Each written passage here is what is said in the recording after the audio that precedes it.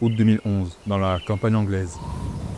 La pluie bat le bitume et sur le bas-côté, le silence est brisé par une scène de chaos. Un véhicule encastré dans un arbre, en train d'être dévoré par les flammes. Ce n'est pas n'importe quelle voiture, c'est une McLaren F1.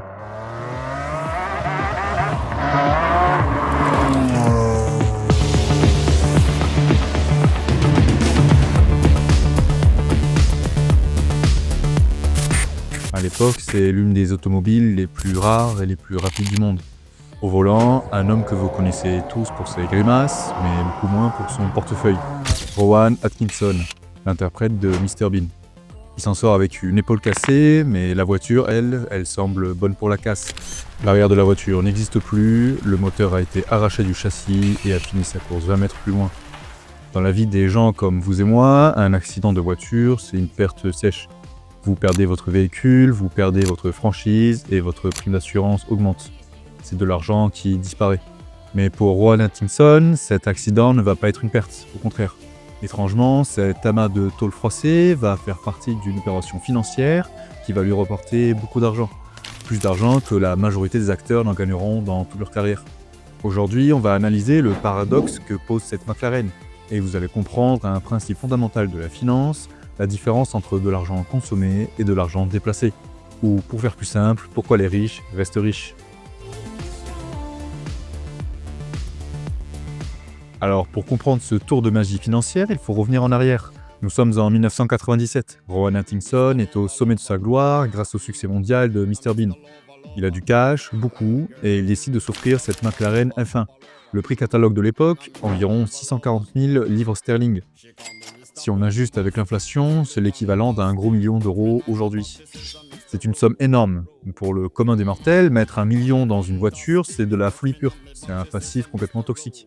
Mais Atkinson, lui, ne met pas cette voiture sous cloche, comme beaucoup d'autres collectionneurs. Il décide d'en profiter et de rouler avec. Il va chercher ses enfants à l'école, il part en vacances, il fait les courses, il ramène le pain, il lui met 66 000 km au compteur. Et c'est totalement contre-intuitif. Sur une voiture classique, chaque kilomètre est une pièce de monnaie que vous jetez par la fenêtre. Si votre Clio a 200 000 km, désolé de vous dire, mais elle ne vaut plus rien. Mais ici, étrangement, la valeur ne baisse pas, elle monte. Alors pourquoi ? Il faut faire une petite parenthèse pour poser une règle de base de la gestion de patrimoine. La raison pour laquelle Atkinson ne perd pas d'argent en roulant. Et cette raison, elle est simple, c'est qu'il n'a pas acheté le même type de bien que vous. Dans la finance, on distingue deux mondes. D'un côté, vous avez les biens de consommation, c'est votre voiture de tous les jours, votre canapé, votre téléphone. Dès que vous l'achetez, le compteur tourne à l'envers.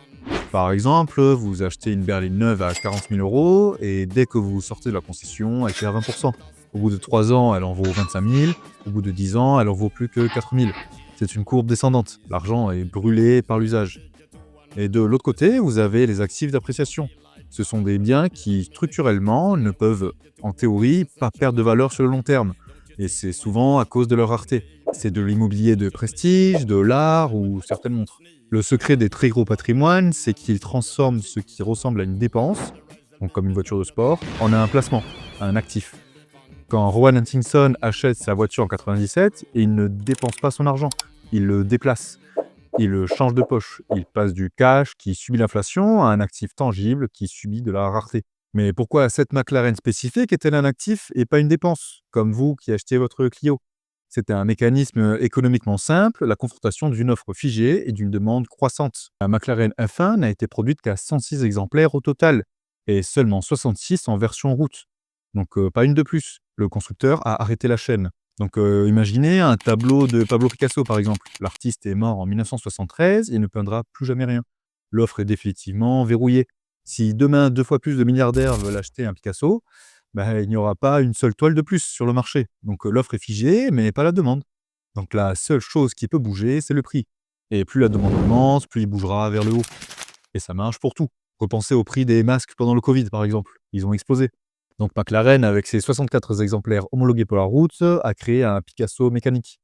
Et pour le kilométrage, c'est comme une rayure sur le cadre d'un chef-d'œuvre, ça ne change rien au génie de la peinture. D'ailleurs, j'ai fait une vidéo sur l'héritage maudit de Picasso et j'en profite pour vous dire que je fais toutes les semaines des vidéos pour essayer de rendre plus ludique la gestion de patrimoine et la finance. Si ça vous intéresse, je vous invite à vous abonner, ça m'aide énormément. Donc revenons à notre accident de 2011. La voiture est explosée contre un arbre. Elle est en feu. Atkinson a déjà eu un premier accident mineur avec elle en 99, mais là, c'est vraiment du sérieux. Et la question se pose, est-ce que ça vaut le coup de la réparer? Donc les experts passent et le devis tombe. Pour remettre la voiture à neuf, il faut 910 000 livres sterling. C'est plus d'1 million d'euros de réparation. C'est à l'époque la facture de réparation la plus élevée de l'histoire du Royaume-Uni. Un assureur classique aurait déclaré le véhicule économiquement irréparable. Si les réparations coûtent plus cher que la valeur de la voiture, on vous rembourse la voiture et on la met à la casse. Mais ici, la compagnie d'assurance fait le calcul. Cette voiture, même en morceaux, a une carte grise McLaren F1. Une fois réparée, vu sa rareté, souvenez-vous de Picasso, elle vaudra bien plus que le coût de ses réparations. Donc l'assurance paye le million. Elle devait l'avoir en travers de la gorge. L'usine McLaren à Woking reconstruit la voiture. Elle ressort toute neuve. D'ailleurs, il n'est pas le seul à avoir craché ce modèle. Le jeune Elon Musk, après avoir vendu sa première boîte Zip2, achète une McLaren F1 en 2000. Et quelques semaines plus tard, il roule avec son associé de l'époque, Peter Thiel, le futur cofondateur de PayPal. Et pendant le trajet, Thiel lui demande « Alors, elle peut faire quoi cette voiture ?» Et Musk répond « Regarde ça ». Il écrase l'accélérateur, perd le contrôle et percute un talus. Retour à l'usine pour la voiture, pour une reconstruction intégrale. Et en plus, Musk n'était pas assuré, il a dû payer des centaines de milliers de dollars de sa poche. Donc nous arrivons en 2015.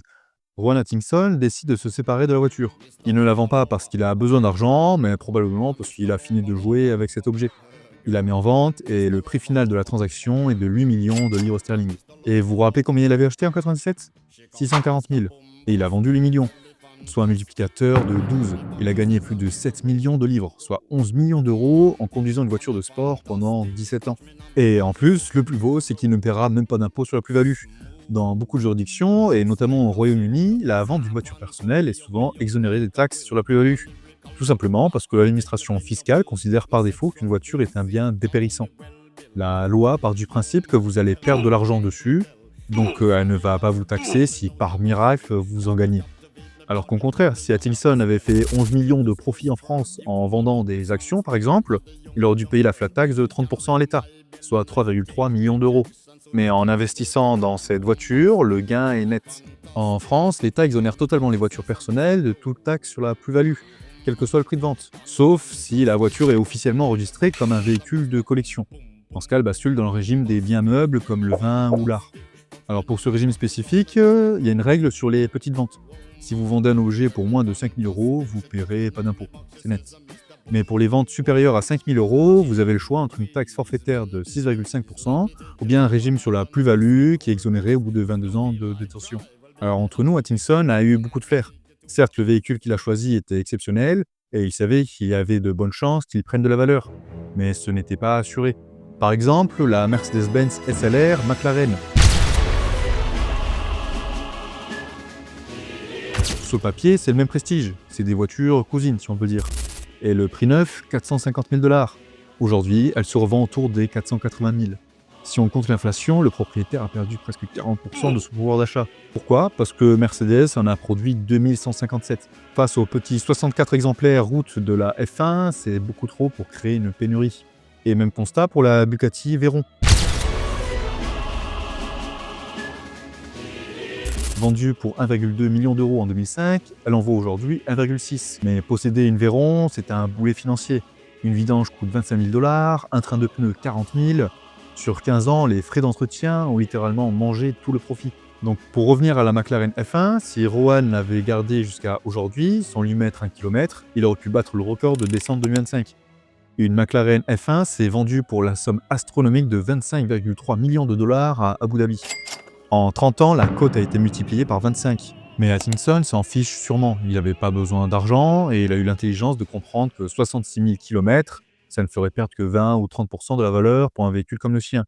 Et au final, avec ces accidents, le véhicule a été reconstruit à neuf. Et sûrement en meilleur état que d'autres voitures de collection qui ont pris la poussière pendant des années sans rouler, en usant la batterie et les joints. Donc au final, Mr Bean a eu le beurre, l'argent du beurre et le plaisir de conduire l'actif le plus performant du siècle. Donc au fond, pourquoi les riches restent-ils les riches? Ce n'est pas seulement une question de montant sur le compte en banque, c'est une question de nature d'objet. La plupart des gens sont forcés d'acheter des actifs de consommation. On achète une voiture pour aller au travail, des objets dont la valeur s'évapore chaque jour. C'est une course contre la montre qu'on ne peut pas gagner. Le véritable luxe d'Atkinson, ce n'est pas d'avoir conduit une voiture rapide, c'est d'avoir eu le luxe justement de choisir. le luxe d'acheter un objet qui agit en secret comme une réserve de valeur. C'est là que se joue la différence. D'un côté, on a le piège de la consommation. On achète pour détruire de la valeur. Et de l'autre, on a le privilège de l'appréciation. On achète pour déplacer de la valeur. Rowan Atkinson n'a pas consommé sa voiture. Il a stocké son argent dans un moteur V12 en attendant que le monde se rende compte de sa rareté. Parce qu'entre nous, même si Rowan avait fait le jeu de l'investisseur sérieux et qu'il avait tout mis sur la bourse comme on le rabâche à tout le monde, le S&P 500 a fait plus 340% sur la période. Son million de départ serait devenu 4,4 millions d'euros. Alors c'est excellent, mais on reste très loin des 11 millions d'euros de la McLaren. Et puis on ne peut pas conduire ses actions sur des routes de campagne anglaises un dimanche matin. Donc la richesse c'est dépensé, le patrimoine c'est conservé. Merci d'avoir suivi cette vidéo jusqu'au bout, j'espère que vous l'avez appréciée. Je vous invite à vous abonner et à liker, et je vous dis à la semaine prochaine. Salut!